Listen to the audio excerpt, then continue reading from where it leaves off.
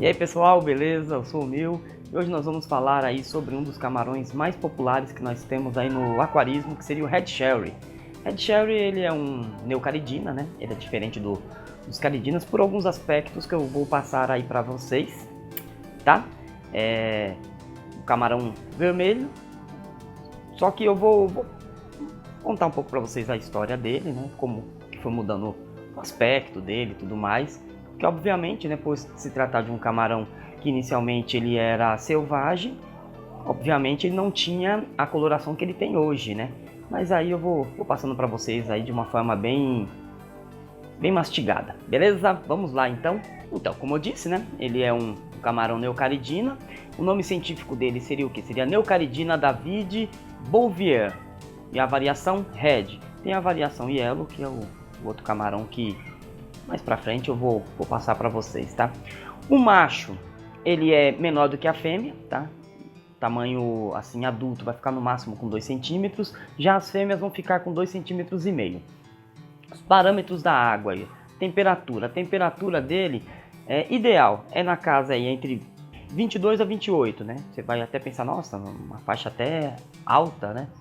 De variedade maior de temperatura, né? Exatamente, é isso que o difere do caridina, porque ele aguenta temperaturas mais altas. O pessoal do Nordeste aí está tendo bons resultados com eles. E justamente por isso, porque como no Nordeste a água é bem quente, né? Então para eles é mais fácil criar justamente os neocaridinas, principalmente aí o Red Sherry. Red Sherry, o pessoal comenta, né? Brinca bastante que ele é meio que o Highlander dos camarões, né? O camarão ele é tão rústico que você consegue até criá-lo em bacia com água. O pessoal fala mais ou menos assim. Mas claro, né? Você pode criá-lo aí de várias maneiras, vários tipos de substratos, porque ele aguenta aí um pH também variado. Porém, vamos passar aqui umas dicas melhores aí, que seria mais ou menos o básico para você criar ele sem ter tantas perdas, né? O que mais? Parâmetro de água, 6,5 até 8. Mas geralmente os neocaridinas eles preferem águas mais alcalinas, tá certo? A taxa de reprodução dele é altíssima, o bicho se reproduz igual coelho, tá? Comportamento pacífico, claro, né? São camarões aí que gostam de viver bastante em grupos, né? Dificuldade dele, extremamente fácil. Posso até afirmar que é o camarão mais fácil para você criar, é um camarão neocaridina Red Sherry, é muito fácil. Aí vamos agora falar sobre a origem dele e habitat. Vamos estabelecer essa parte agora. Então, pessoal, a forma selvagem desse camarão, ela tem uma ampla distribuição geográfica, tá? Ele está ali no sul da China, Taiwan, Japão, Coreia e Vietnã, tá certo? Os primeiros aí, eles foram encontrados ali por Taiwan, né? E foi ali que foi rolando toda aquela mistura, né? Eles foram cada vez mais selecionando, né? Até chegar na nossa variedade aí, que ela já é considerada comercial, né? Porque os anteriores eles eram camarões praticamente sem cor, somente com algumas pigmentações ali avermelhadas, né? E foi com o tempo que, claro, né? Não tem jeito, você tem que fazer uma seleção genética disso daí, você vai aprimorando cada vez mais a coloração dele, né? Eles são encontrados em pequenos córregos, né?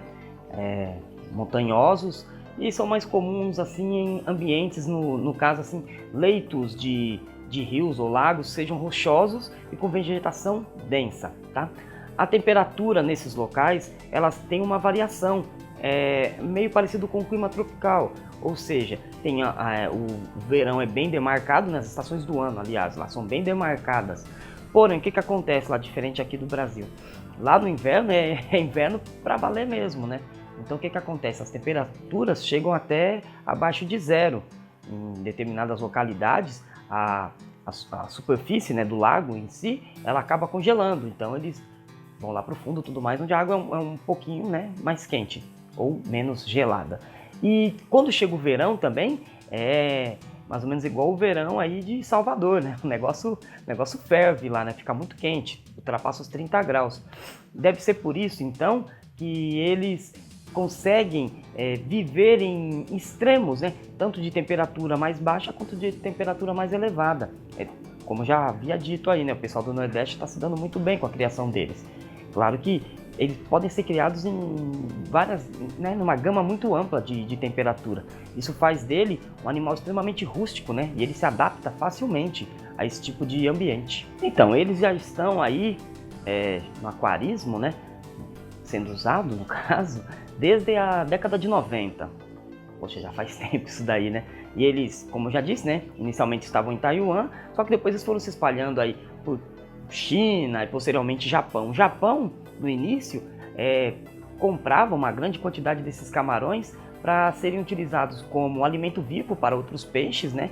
Também eles eram utilizados como isca de pesca. Veja só que coisa louca, né?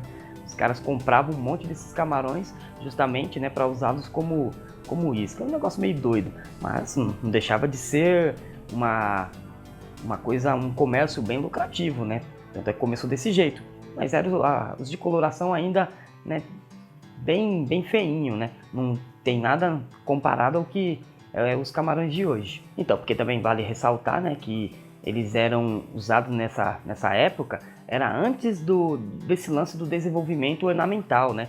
Porque um determinado animal aquático, para que ele seja responsável aí por uma grande capacidade de venda e tudo mais, ele precisa ser bonito, né? Claro, às vezes você compra um peixe ou até mesmo um camarão, você fala, nossa, é feinho, mas eu gostei dele mesmo assim, né?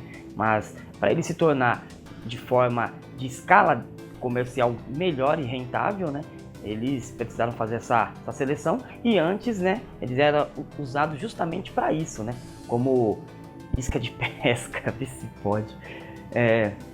E também uma coisa interessante, né?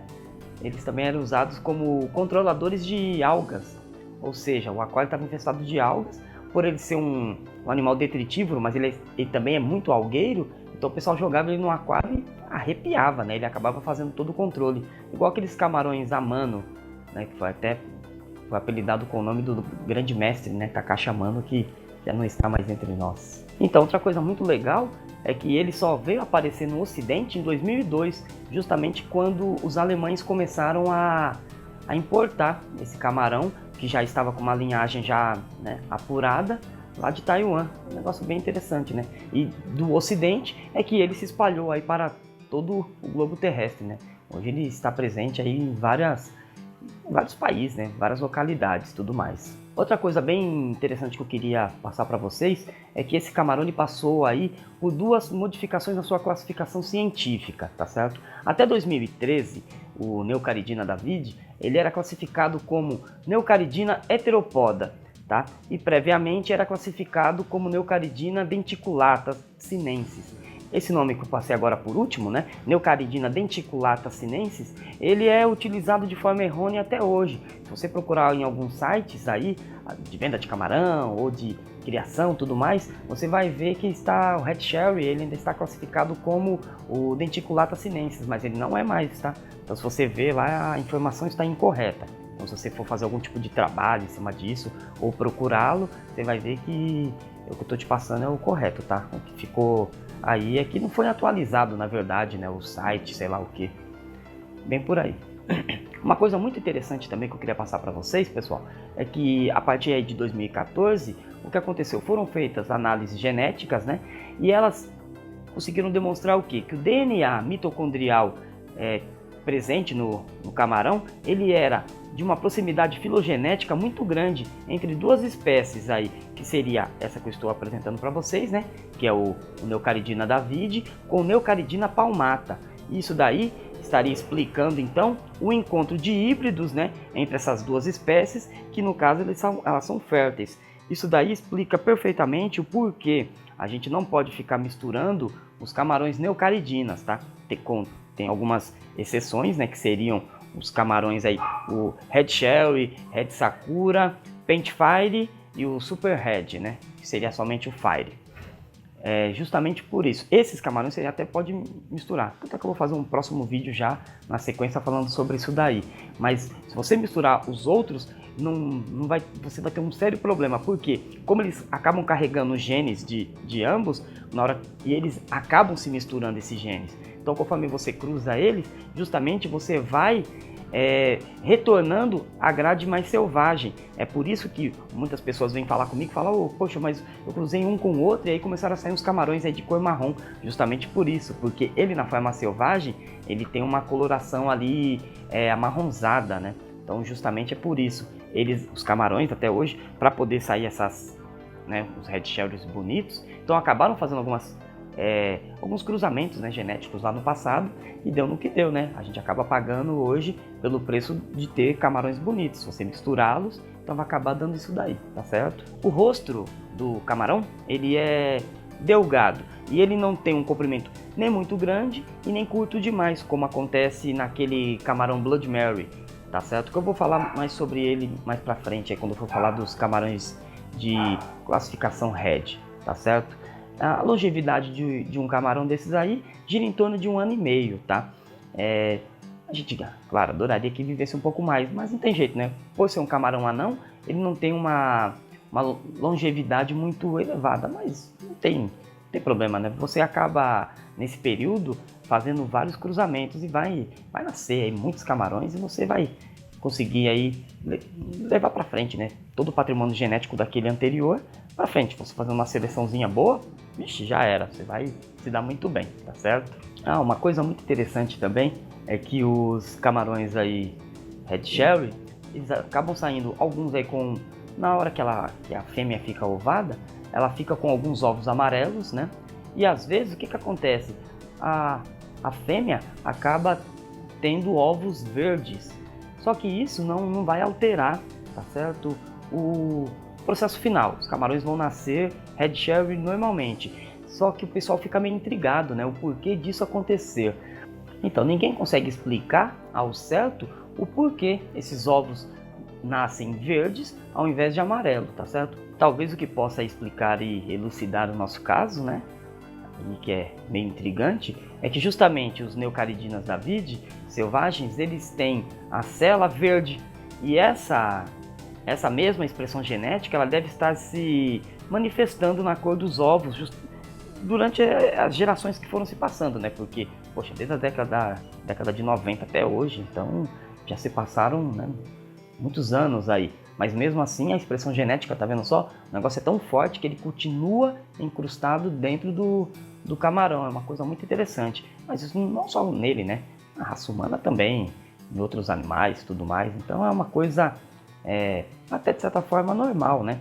Mas não precisem se preocupar, tá? Porque é uma coisa completamente natural. A gente tá carregando aí o patrimônio genético de antes, né?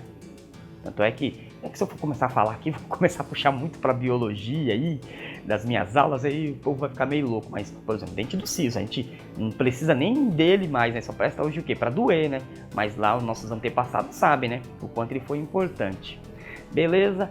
Gente, o vídeo de hoje não foi muito longo, mas eu tentei absorver o máximo e passar para vocês aí o máximo aí maximizado de tudo, né? Que eu conheço sobre esses camarões, tá certo? Vou gravar já no próximo vídeo aí sobre a classificação dos camarões, não, né? A classificação dos camarões, tá certo? No caso aí da classificação dos camarões vermelhos, tá certo? Agradeço demais aí o apoio de todos, o pessoal mandando um monte de mensagens e tudo mais, né?